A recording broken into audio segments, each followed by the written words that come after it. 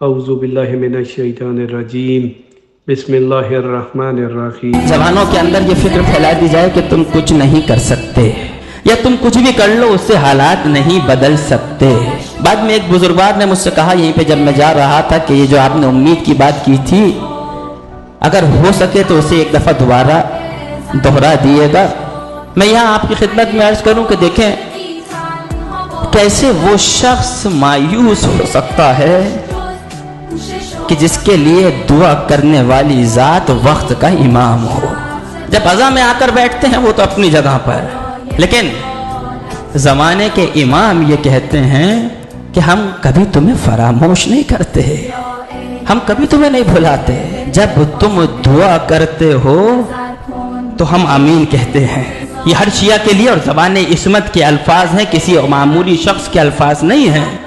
جب تم دعا کرتے ہو تو ہم تمہاری دعا پر آمین کہتے ہیں، اور جب تم اپنے لیے، ہمارے لیے نہیں، جب تم اپنے لیے دعا کرنا بھول جاتے ہو تو ہم تمہارے حق میں دعا کرتے ہیں۔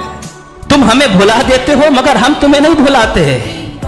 ہم اگر تمہیں بھلا دیں تو بلائیں تمہارے اوپر ٹوٹ پڑیں۔ ہم تمہیں اتنا چاہتے ہیں کہ ہم تمہارے غم میں مریض ہو جاتے ہیں۔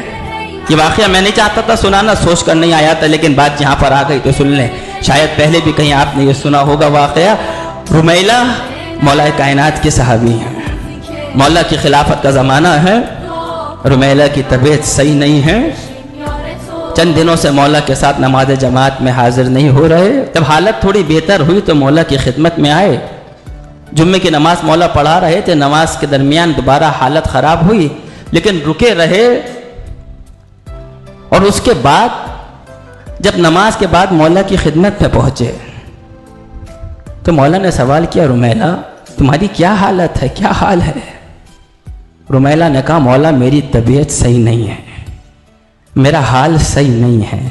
میرے مولا نے کہا رمیلہ تم نے صحیح کہا کیونکہ میرا بھی حال صحیح نہیں ہے، ہم تمہارے غم میں مریض ہو جاتے ہیں۔ جب رمیلہ نے یہ سنا تو رمیلہ سے رہا نہیں گیا۔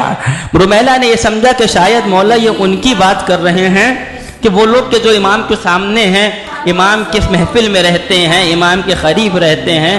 رمیلہ نے یہ سوال کیا مولا کیا یہ ان لوگوں کی بات کر رہے ہیں کہ جو آپ کی نگاہوں کے سامنے ہیں؟ مولا نے فرمایا پوری دنیا میں کوئی ایک بھی ہمارا چاہنے والا ایسا نہیں ہے کہ اگر وہ کسی مشکل میں پڑتا ہے، اگر وہ مریض ہوتا ہے تو ہم اس کے غم میں مریض ہو جاتے ہیں۔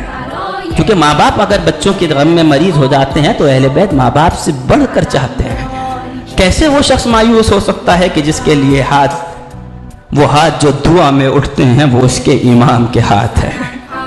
واللہ اگر ہم آگے بڑھیں، ہم حالات کو بدلنے کی کوشش کریں، ہم اپنے اس ملک کو ترقی کی سمت میں لے جانے کی کوشش کریں تو اہل بیت ہمیں کبھی بھی تنہا نہیں چھوڑیں گے۔